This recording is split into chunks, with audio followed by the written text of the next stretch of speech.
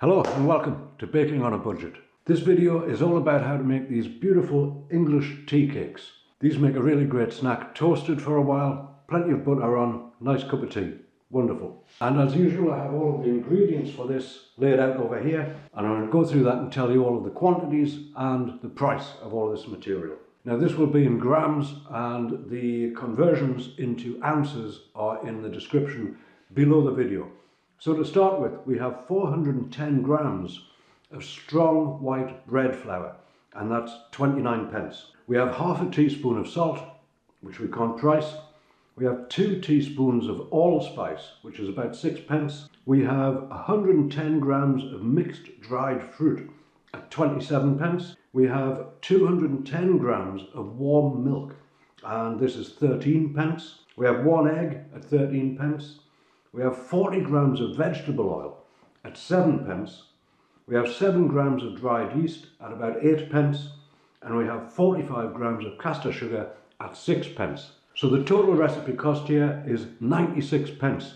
And we're going to get 6 beautiful large tea cakes out of that, making each tea cake 16 pence a piece. So to begin with, I've had this milk on the hob for just about a minute and a half. It just needs to come up to a lukewarm sort of temperature. It doesn't want to be too hot. And into this jug I'm going to put 7 grams of dried yeast to begin with.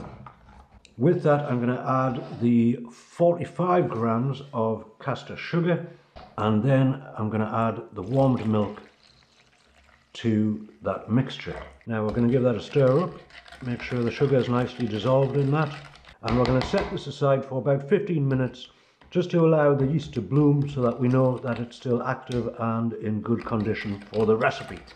And just whilst we're waiting for the yeast to do its thing, we're going to add to the bowl the 410 grams of strong white bread flour.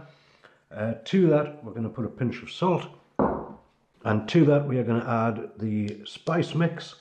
This is just a ground mixed spice. You can use allspice or few different things you could put in there, and that's 2 teaspoons of that. Now we can add the fruit at this point, or we can add the fruit later, halfway through the kneading. I'm going to add it at this point just so we've got everything in the bowl ready to go. Obviously if you're doing this with a stand mixer, you would put the fruit in at this point, but I am going to knead this by hand, but I don't think the mixed fruit will disturb that too much. A few minutes later you can see here that the yeast has started to froth on the top. This tells us that it's still active, and we can pour that into the flour mix. Now along with that we're going to crack an egg into it,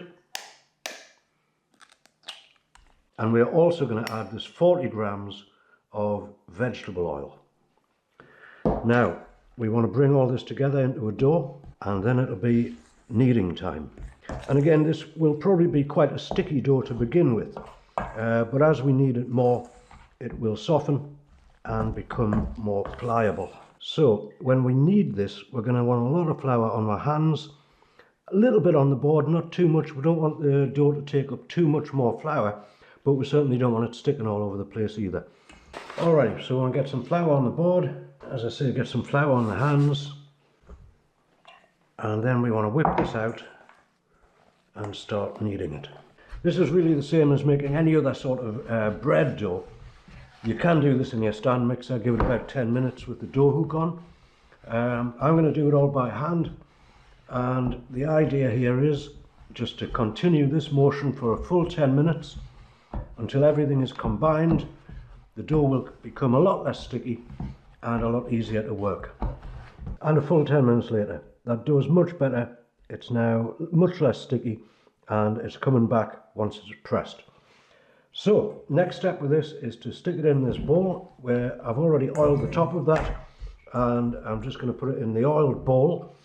I'm going to cover that, and I'm going to leave that to prove for 1 hour. Somewhere fairly warm, no drafts, anything like that. Leave it for an hour, and then we'll see what it's like.